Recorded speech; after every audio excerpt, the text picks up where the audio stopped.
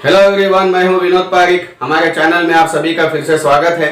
Friends, क्या अपनी regular speaking में प्रोवर्ब्स यानी कहावतों का इस्तेमाल करते हैं तो बहुत अच्छी बात है। लेकिन अगर आप नहीं करते हैं और हिंदी कहावतों का आपको इंग्लिश में मतलब पता नहीं है तो कोई टेंशन लेने वाली बात नहीं है। आज से हम प्रोवर्ब्स सीरीज शुरू करने जा रहे हैं और उसी के अंतर्गत ये हमारा पहला वीडियो है, पार्ट 1। फ्रेंड्स, प्रोवर्ब्स बहुत ही आसान होते हैं, आपको इन्हें बस रटना है, एक बार याद कर लेना है। अधिकतर ये चेंज नहीं होते हैं, जैसे लिखे गए हैं या जैसे बताए गए हैं वैसे ही आपको बोलना पड़ता है। तो चलिए शुरू करते हैं हमारा वीडियो।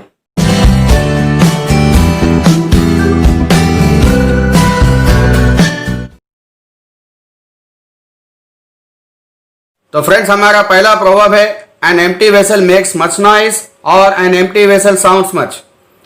हिंदी में इसका मतलब होता है थोथा चना बाजे घना। इसका मीनिंग है जिसको कम ज्ञान होता है वह दिखावा करने के लिए ज्यादा बोलता है। मतलब इस कहावत का यूज हम तब करते हैं जब कोई व्यक्ति जिसे कोई नॉलेज तो होता नहीं है लेकिन ज्यादा बोलकर यह जताने की कोशिश करता है कि उसे सब कुछ पता है और बेकार की बकबक करता है। जिस तरह से खाली बर्तन ज्यादा शोर करते हैं, ठीक उसी तरह से कम ज्ञान वाला व्यक्ति बेकार की बकबक करता है। समझ में आ गया दोस्तों? तो चलिए देखते हैं अगला प्रोवर्ब। हमारा सेकंड प्रोवर्ब है when in Rome do as the Romans do, जिसका हिंदी मतलब होता है जैसा देश वैसा भेष। इसका मीनिंग है जगह के अनुसार रहन सहन व वेशभूषा को अपना लेना या वातावरण के अनुसार स्वयं को ढाल लेना। जैसा देश वैसा भेष का मतलब होता है किसी स्थान पर जाकर वहां का रहन सहन और तौर तरीके तथा संस्कृति को अपना लेना।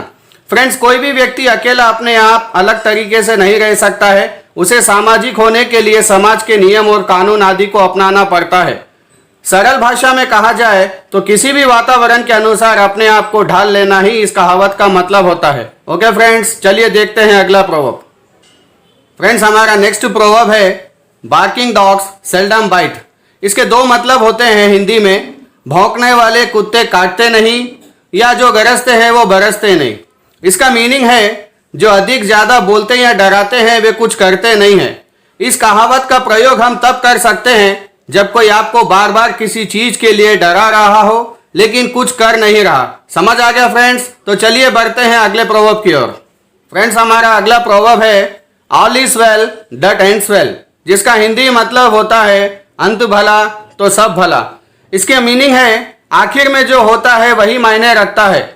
फ्रेंड्स, इस प्रोवर्ब का यूज हम तब करते हैं जब आप किसी अप्रिय या मुश्किल परिस्थिति से गुजरते हैं और अपना लक्ष्य हासिल कर लेते हैं। मतलब आखिर में वही हुआ जो आप चाहते थे और आप खुश हो जाते हैं।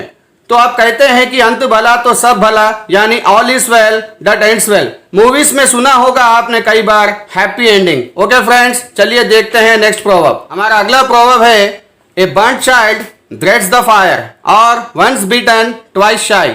इसका हिंदी मतलब होता है दूध का जला छाछ भी फूक फूक कर पीता है। जिसका मीनिंग है एक बार गलती हो जाने पर व्यक्ति सावधान हो जाता है।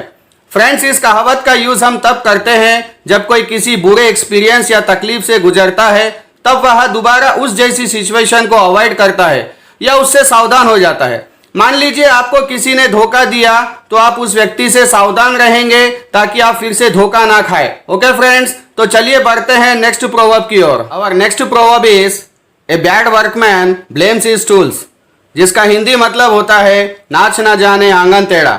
इसका मीनिंग है अपनी कमी की वजह से कुछ ना कर पाने का दोष अन्य चीजों को देना। फ्रेंड्स, इस प्रोवर्ब का यूज हम ये बताने के लिए करते हैं जब कोई व्यक्ति किसी काम को करने में असफल हो जाता है या ठीक से नहीं करता है लेकिन उसके खुद की कमी या फेल्यूर का जिम्मेदार किसी अन्य व्यक्ति या चीज को ठहराता है, बल्कि कमी खुद में ही होती है।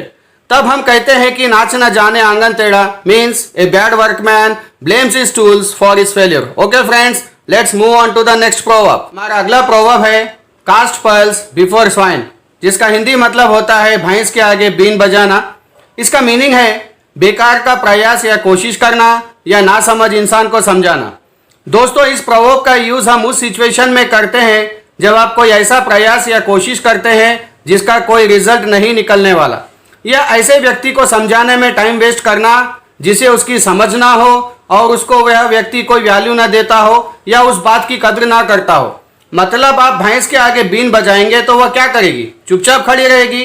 और किसी सांप के आगे बीन बजाएंगे तो वो नाचेगा, यानी रिस्पॉन्ड करेगा, है ना फ्रेंड्स? समझ आ गया? चलिए देखते हैं अगला प्रोवर्ब। हमारा नेक्स्ट प्रोवर्ब है स्पीक और think of the devil and devil is here. मतलब नाम लिया और शैतान हाजिर। इसका मीनिंग है किसी के बारे में बोलते या सोचते ही उसका सामने आ जाना।